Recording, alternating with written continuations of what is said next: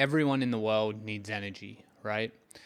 90% of people are consuming caffeine on a daily basis.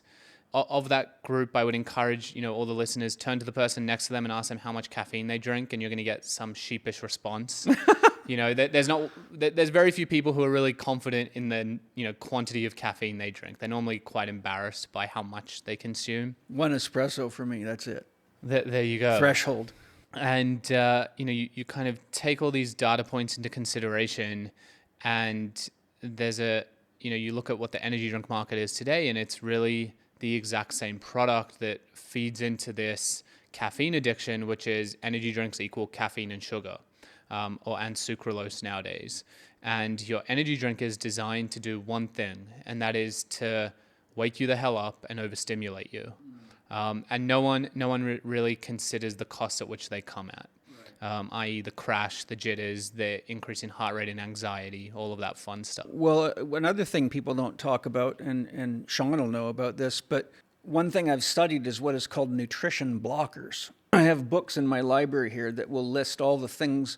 For example, if you take caffeine while you're eating, it'll tell you exactly what minerals, trace minerals, vitamins, etc. it'll block, so you can't absorb it.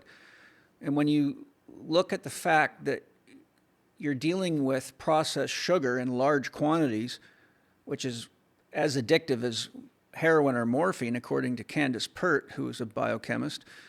She says that white sugar should be classified as a class 1 drug because of this level of addiction and the negative effects it has. And so you got all this white sugar. You've got usually, which is very low quality, cheap tap water, which has all sorts of crap in it from fluoridation and everything else, chlorine.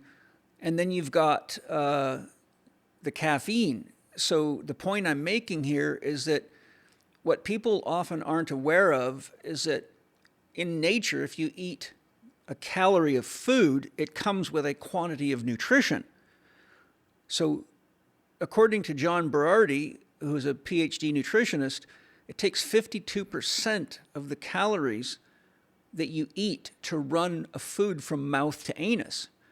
So when you actually do the math on how much energy, that's just the energy, and then how much resources it takes just to run the factory, we'll call it, of the body, the digestive metabolism, assimilation, and elimination process, the more of these types of drinks you consume, the further you go into a nutritional deficit, because not only are you dealing it just with a nutrition energy balance, but you're dealing with the fact that these things are overstimulating the sympathetic nervous system. So think of it like an engine at idle.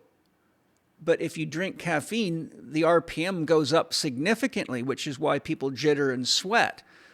And so then what happens is you eventually start resetting your adrenals so that they're getting pushed harder and harder and harder, and eventually it burns the whole system out, and you end up with things like chronic conditions, fibromyalgia, global pain syndromes, can't think straight, and eventually that leads to hypothyroidism. And I've had countless cases of people that were nutritionally just wiped out, and in phase 3 adrenal burnout, which is the final phase of burnout, but that usually ushers in hypothyroidism.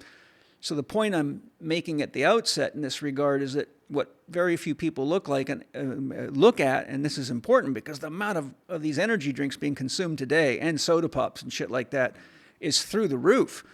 And so what we've got actually is a nutritional vacuum and a life force energy vacuum.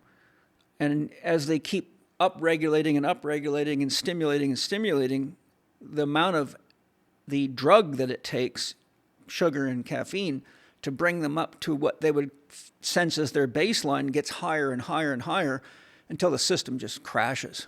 Yeah, I think it's a real come at a cost ingredient.